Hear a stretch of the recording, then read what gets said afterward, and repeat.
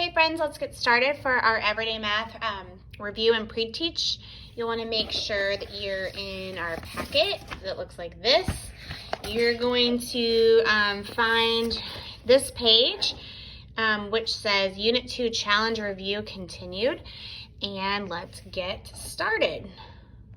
If you need a minute to pause to find your page, you can always pause the video and then come back and join us again. So the first one says, if you have 16 chairs that you want to arrange, or you have 16 chairs that you want to arrange in an array, show 3 different ways that you could do this on the dot grid at the right. Write number models for each array. So let's take a look at this. We have 16 chairs. Well, I could do it by, we want equal groups. So I know that if I count, I could do it by rows of 2. So I could do 2, 4, 6, 8, 10, 12, 14, 16. So that would be, how many rows? Let's see, we have 2, we have 1, 2, 3, 4, 5, 6, 7, 8. So we have 2 times 8 equals 16. Okay, and then of course we could flip that around and do 8 rows. Well,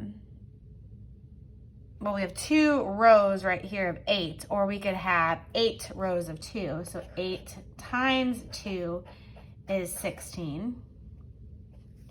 So right here, this is 8 rows of 2, or we have 2 rows of 8. Do you guys see that? 8 rows of 2, 1, 2, 3, 4, 5, 6, 7, 8. That would be 8 times 2, or we have 2 times 8. Let's see, 1, 2.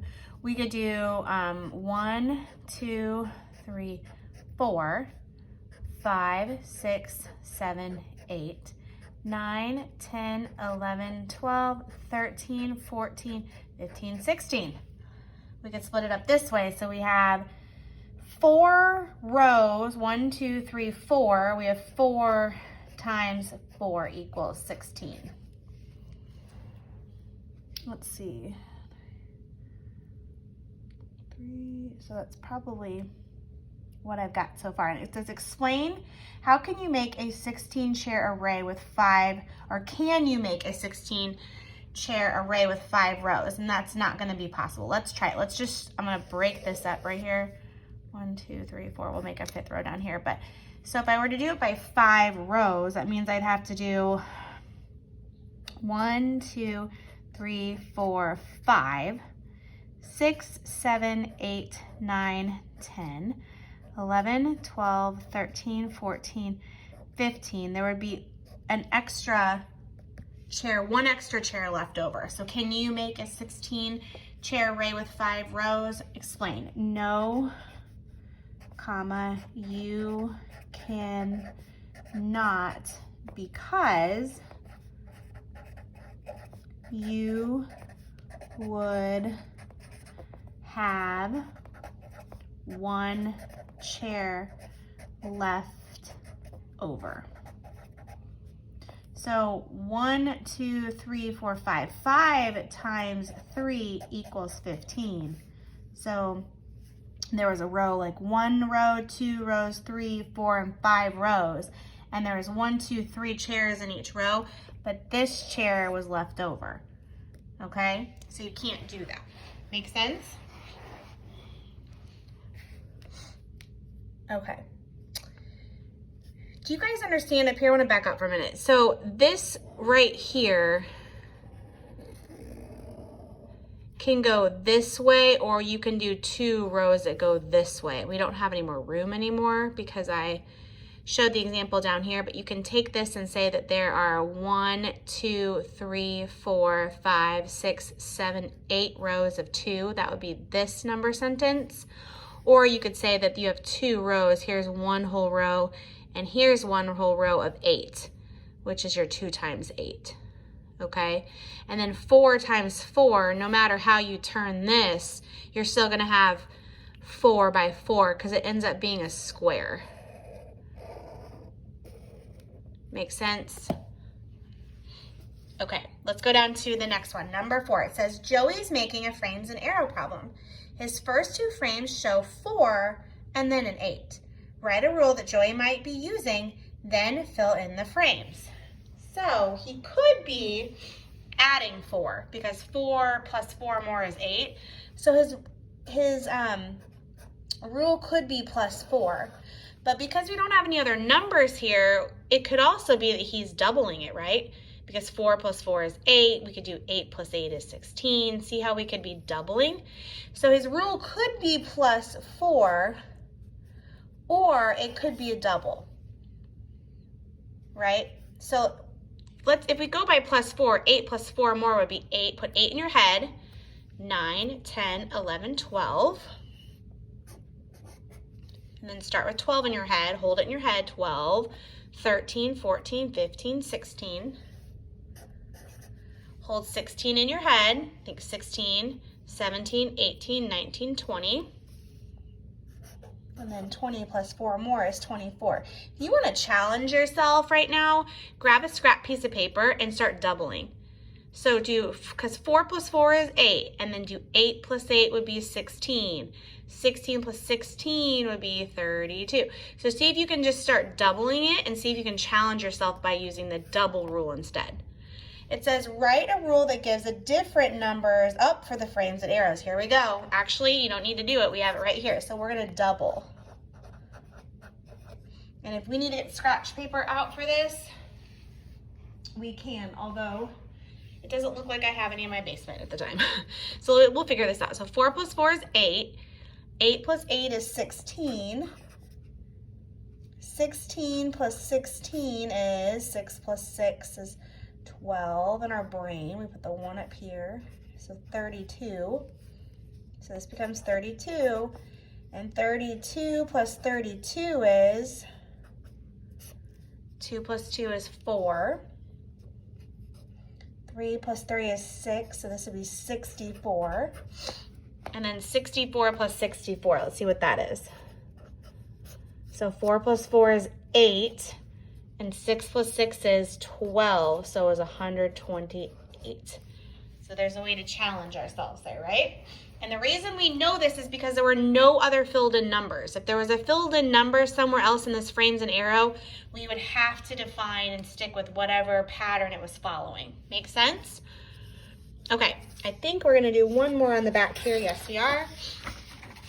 And it looks like this, it's clocks, okay? So let's get started with this one, and then we will be finished for the day. It says record the time shown on each clock. Now let's take a real close look at the clocks. So we start with our shorthand, which is our hour hand, and I'm gonna extend it out just so I can make sure I'm finding the right numbers. And I always go before the line. So this is 1, and then I count by 5s. 5, 10, 15, 20, 25. 125. Take a look at this one. This one's pointing pretty much on the 4, and it's 4, and we start here, 5, 10. 4, 10. Last one. Now, looky here. This is what I was talking about, why it's so important that after our minute hand goes past the 6, we start to move in towards the next hour. So this was a close one. It looks like it was going to be 8, but it's not. It's almost 8. It's 5 minutes until 8.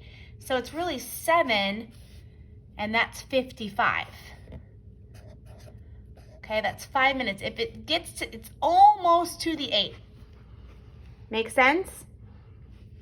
Okay. Let's take a look at the last two. It says draw the hands to show the times.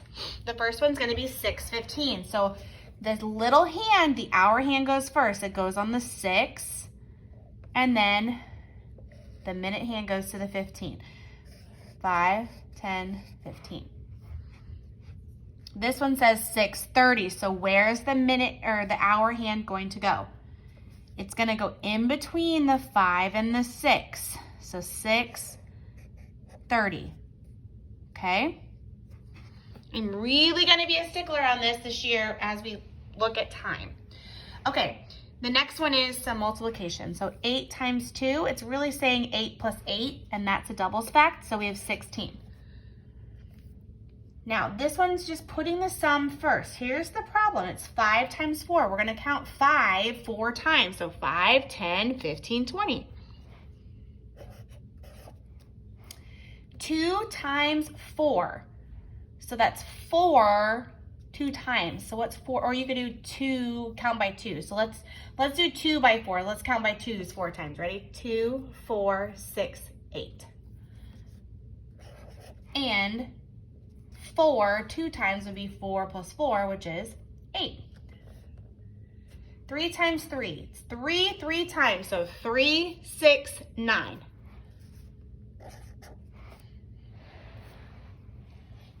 7 times 10. It's going to be 7 10 times, or if it were me, instead of going 7, 14, I would actually count by 10. So we have 10 7 times. So 10, 20, 30, 40, 50, 60, 70.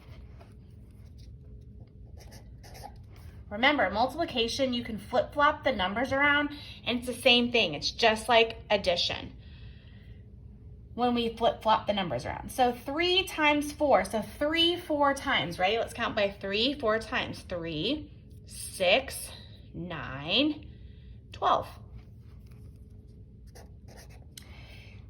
G says, explain how you solved 7 times 10. You can say, I added, or you could say counted